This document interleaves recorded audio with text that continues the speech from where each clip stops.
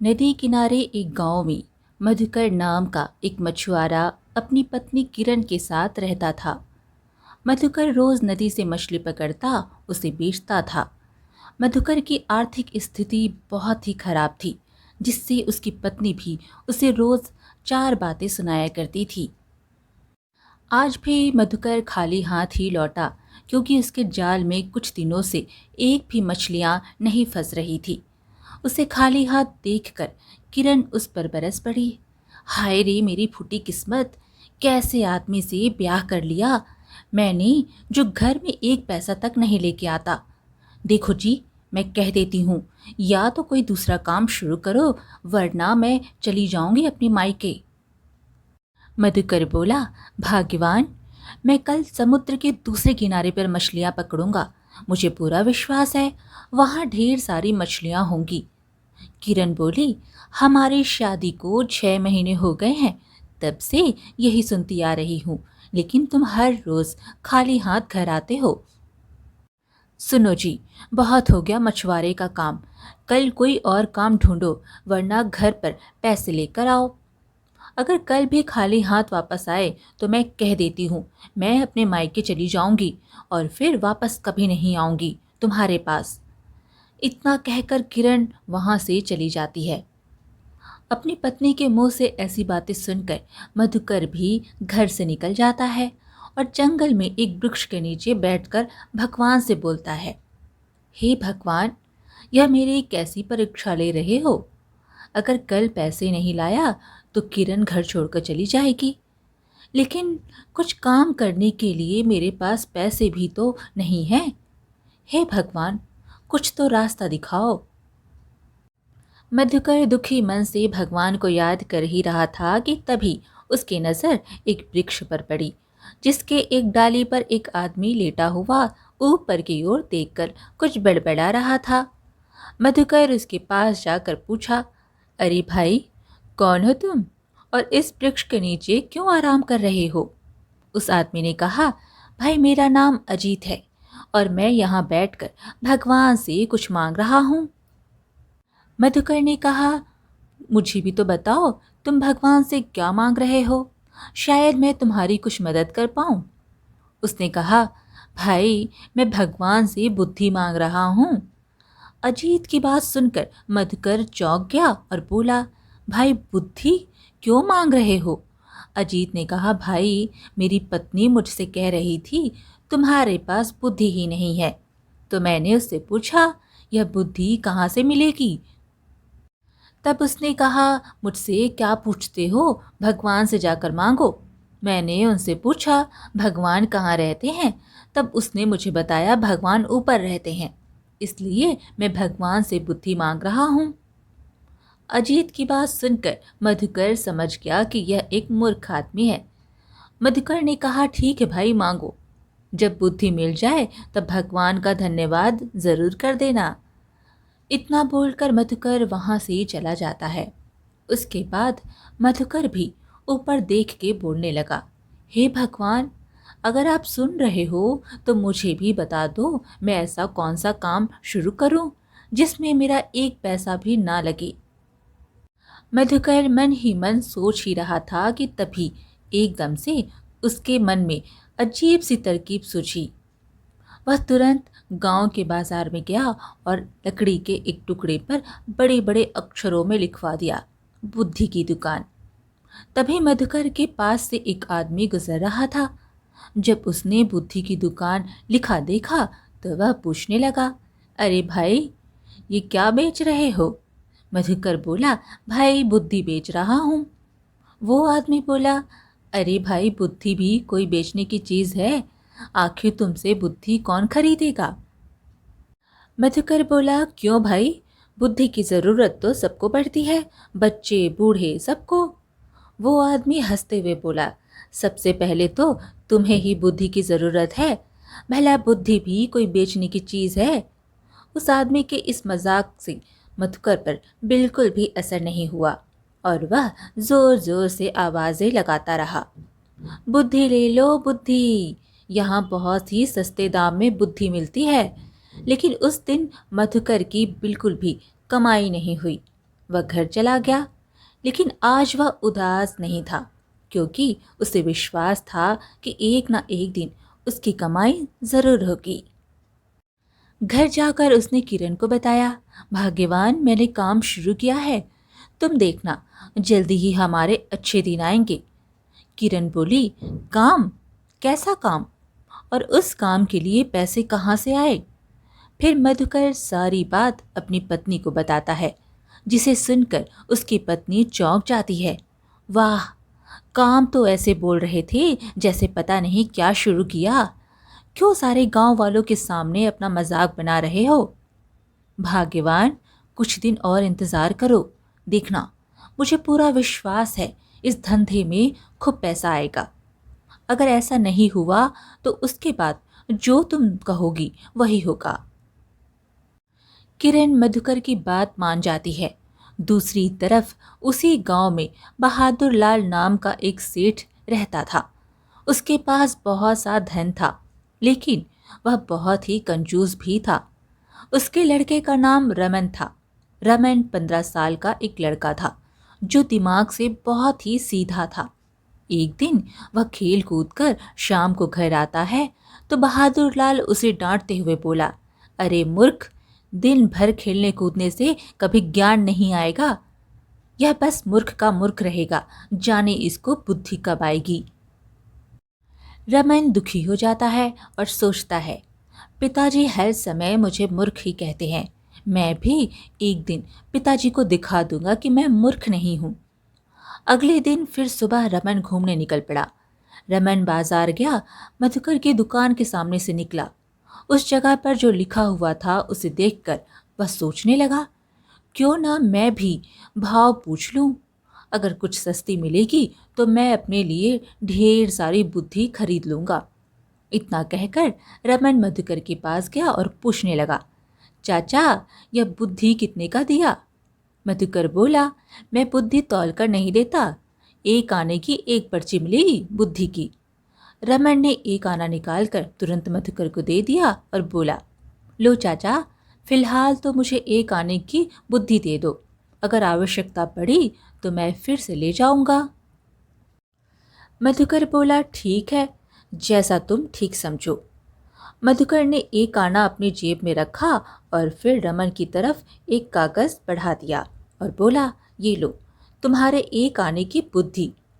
रमन वो कागज लेकर अपने घर की तरफ चल दिया और मन ही मन सोचने लगा, अब तो पिताजी बहुत खुश हो जाएंगे जब मैं पिताजी को बताऊंगा कि मैं सिर्फ एक आने में बुद्धि खरीद कर लाया हूँ। वह घर पहुंचकर तुरंत अपने पिता के पास जाकर बोला, पिताजी, ये देखो, मैं एक आने में बुद्धि खरीद कर लाया हूँ। यह सुनकर बहादुर लाल चौंक गया और बोला, क्या कहा? बुद्धि खरीद कर लाया है? ये क्या बकवास कर रहा है तू? रमन बोला, पिताजी, बकवास नहीं है, मैं सच में बुद्धि खरीद कर लाया हूँ, ये देखिए। रमन ने वो पर्ची अपने पिता को दी।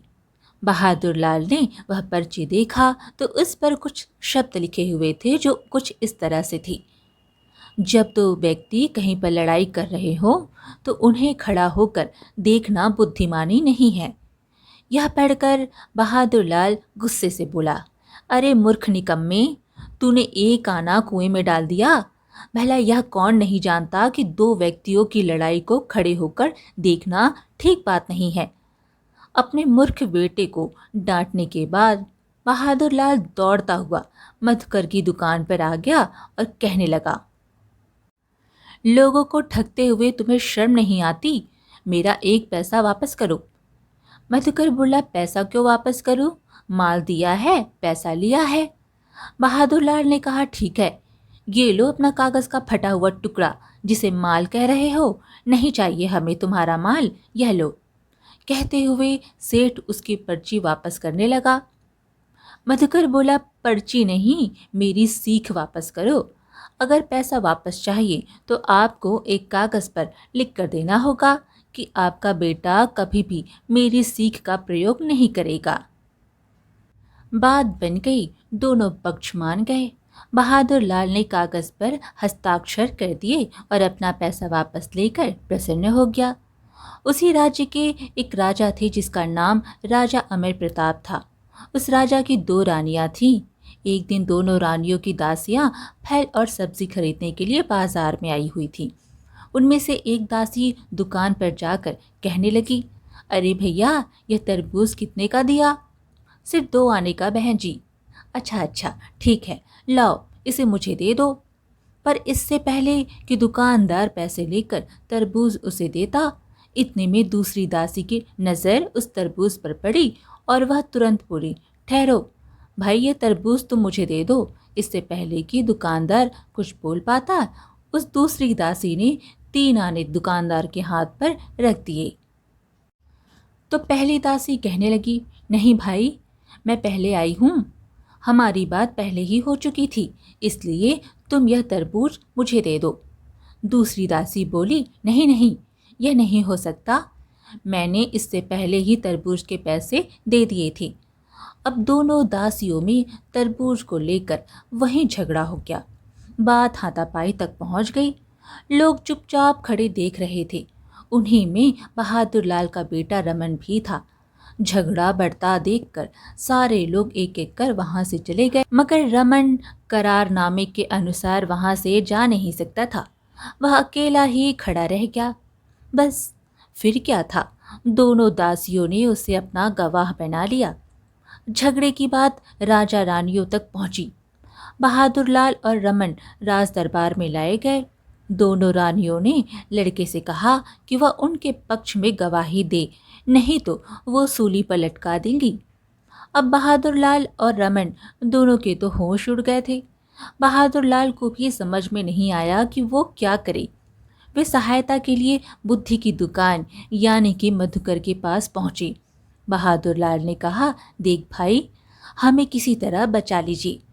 उसने सारा हाल मधुकर को सुनाया, जिसे सुनकर मधुकर ने कहा, मैं सलाह तो दे दूंगा, लेकिन अब 15 रुपए लगेंगे।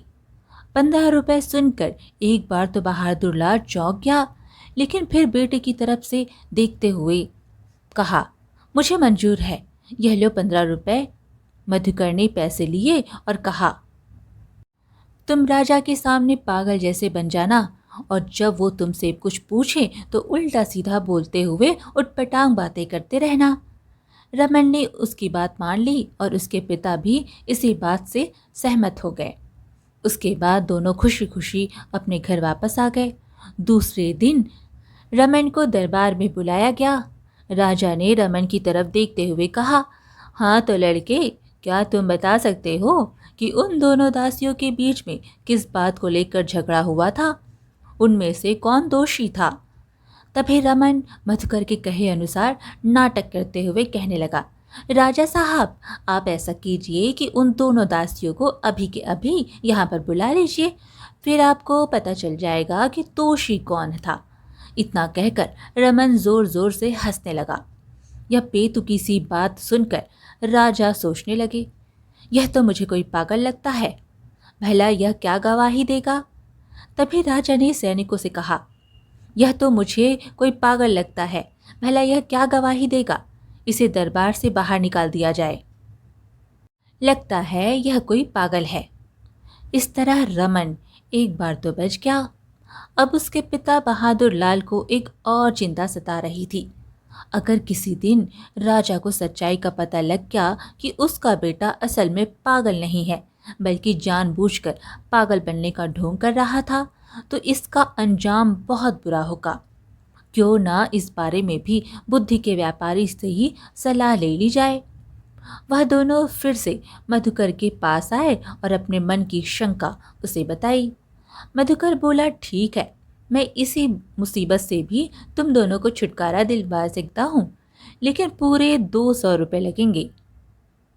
बहादुर लाल तो था कंजूस। 200 रुपये सुनकर वह चौंक गया और मधुकर से कहने लगा, भाई, इतने ज़्यादा रुपए, कुछ तो कम करो। मधुकर बोला, देखिए सेठ जी, मेरे ज्ञान का मूल्य यही है, लेना है तो लो, वरना कहीं और जाओ। बहादुर लाल अब मरता क्या ना करता। लाचार होकर मधुकर को 200 रुपये दे दिए और कहा, लो भाई, और जल्दी से इस मुसीबत से छुटकारा पाने का ज्ञान दे दो। मधुकर ने कहा, अब मेरी बात को ध्यान से सुनो। कुछ समय के लिए आप लोग रुक जाइए, इस बात को ठंडा हो जाने दीजिए।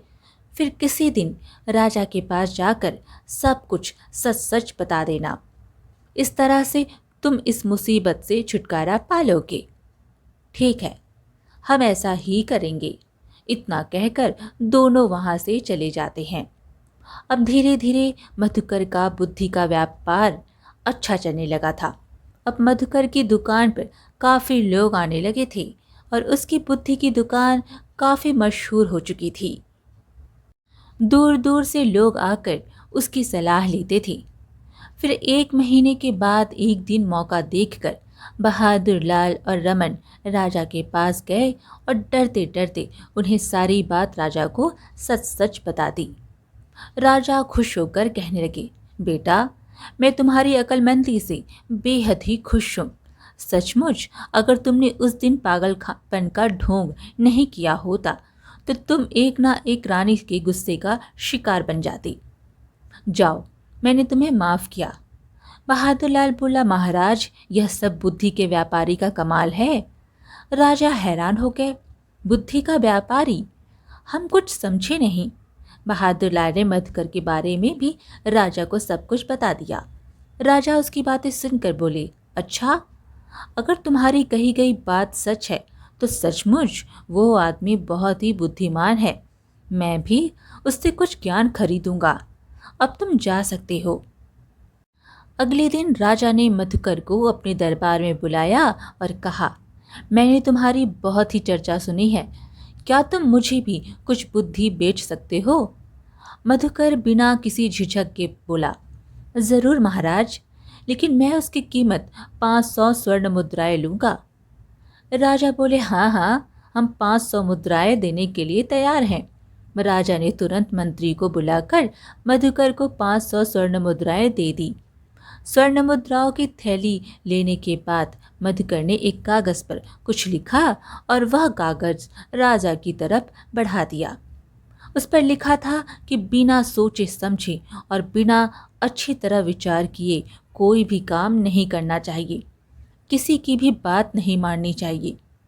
राजा ने पढ़ा और कहा, बहुत खूब, मैं तुम्हारी दी गई सलाह से बहुत ही खुश हूँ। अगर आवश्यकता पड़ी तो मैं तुमसे और भी ज्ञान खरीदूंगा। अब तुम जा सकते हो। धन्यवाद महाराज। इतना कहकर मधुकर वहां से चला गया और अपनी दुकान पर वापस आ गया। दूसरी तरफ राजा ने मधुकर के ज्ञान वाले उस पत्र को अपने पलंग के पास ही रख लिया था।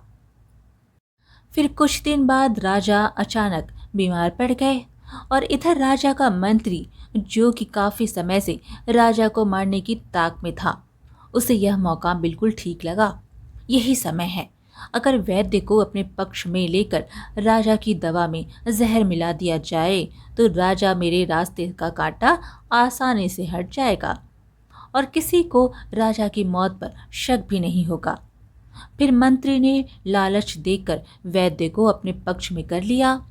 वैद्य राजा की दवाई में जहर मिलाया और राजा के पास ले चले गए। महाराज, यह दवा पी लीजिए। मुझे पूरा विश्वास है कि इस खास दवा को पीने से आप बिल्कुल ठीक हो जाएंगी। राजा बोले, मैं भी यही चाहता हूँ वैद्य जी। पता नहीं मेरे पीछे से राजकाज कैसा चल रहा होगा, प्रजा कैसी होगी। अब जल्दी से यह दवाई पी लेता हूँ जिससे जल्दी से स्वस्थ हो जाऊं। जैसे ही राजा उस दवाई को हाथ में लिया, अचानक पता नहीं क्यों राजा को मधुकर की दी हुई शिक्षा याद आ गई कि कोई भी काम बिना अच्छी तरह से सोचे नहीं करना चाहिए। राजा दवाई को ध्यान से देखने लगे और कुछ पल सोचने लगे और साथ ही वह वैद्य की तरफ भी देखने लगे। इधर वह वैद्य राजा के इस तरह से देखने से घबरा गया। वह तुरंत राजा के आगे विनती करने लगा, मुझे माफ़ कर दीजिए महाराज, इसमें मेरा कोई कसूर नहीं। मंत्री जी के दबाव में आकर मुझसे यह गलती हो गई। उनके कहने पर ही मैंने दवा में जहर मिलाया था। मुझे माफ़ कर दीजिए। यह सुनकर राजा हैरान रह गया। वह सोच में पड़ गया। राजा ने तुरंत सिपाहियों को बुलाया और कहा, इस वैद्य को कारागार में डाल दिया जाए। और महामंत्री को तुरंत मेरे सामने लाया जाए। राजा का आदेश मिलते ही महामंत्री घबराया हुआ राजा के सामने आया। राजा ने कहा, मैं तो बिल्कुल ठीक हो चुका हूँ महामंत्री जी, पर आपके चेहरे से लगता है कि आप बहुत ही बीमार हैं। तो आप ऐसा करो, हमारे वैद्य के द्वारा दी गई ये दवा आप पी लो, जल्द ही बिल्कुल ठीक हो जाओगे। महामंत्री को यह समझते हुए देर नहीं लगी कि उसकी चाल अब उल्टी पड़ चुकी है और राजा को सब कुछ मालूम पड़ गया है। वह तुरंत बोला, मुझे माफ़ कर दो महाराज, मुझसे बहुत बड़ी गलती हो गई। राजा बोले, नहीं, तुम्हारे जैसे गद्दार को मैं माफ़ नहीं कर सकता। सिपाहियों, ले जाओ इसे और बीच चौराहे में जाकर इसका सिर धड़ से अलग कर दो। मंत्री गिड़गिड़ाता रहा। सिपाही मंत्री को पकड़कर ले गए। उसके बाद राजा ने मधुकर को राज दरबार में बुलाया। मधुकर राज दरबार में उपस्थित हुआ। राजा ने कहा, मधुकर, आज मैं तुम्हारे ज्ञान की वजह से जीवित हूँ। मैं तुमसे बहुत प्रसन्न हूँ, इसलिए मैंने एक फैसला लिया है। महामंत्री का पद खाली है और मैं चाहता हूँ कि आज से तुम यह पद संभाल लो। मधुकर यह बात सुन के बहुत खुश हो गया और कहने लगा, महाराज, मैं इतने बड़े पद के लायक तो नहीं हूँ, फिर भी मैं आपको भरोसा दिलाता हूँ कि मैं आपके सम्मान और विश्वास को कभी ठेस नहीं पहुँचने दूंगा। यह सुनकर राजा बहुत ही खुश हुए। उन्होंने मधुकर को मंत्री घोषित कर दिया। अब मधुकर महामंत्री बनकर राजा के दरबार में आने लगा और दरबार में न्याय के लिए पेश होने वाली सभी फरियादियों की मामलों को सुनकर उनका न्याय करवाने लगा। उसकी अक्लमंदी और समझदारी से लिए हुए फैसलों से हर कोई संतुष्ट था। धीरे धीरे पूरे राज्य में महामंत्री मधुकर की बुद्धि और इसकी अक्लमंदी की चर्चा होने लगी। मधुकर अपनी पत्नी किरण से कहा, देख भाग्यवान, अब क्या कहना है तुम्हें मेरे बुद्धि के व्यापार के बारे में? किरण ने कहा, हाँ जी, आप सही थे, मैंने ही आपके ऊपर विश्वास नहीं किया, मुझे माफ़ कर दीजिए। सच में मेरे तो भाग्य ही खुल गए जो मुझे आप जैसे बुद्धिमान पति मिले हैं। मधुकर खुश होते हुए बोला, हाँ भाग्यवान, मैंने कहा था ना, एक दिन सब ठीक हो जाएगा। महामंत्री बनने के बाद अब मधुकर के जीवन में अच्छे दिन आ गए थे और धन दौलत की कोई कमी नहीं थी। वे दोनों खुशी खुशी अपना जीवन व्यतीत करने लगे थे। आज की कहानी यहीं पर समाप्त हुई। फिर मिलेंगे एक और कहानी के साथ। कहानी पसंद आए तो लाइक शेयर ज़रूर करें और चैनल को सब्सक्राइब करना बिल्कुल ना भूलें। धन्यवाद।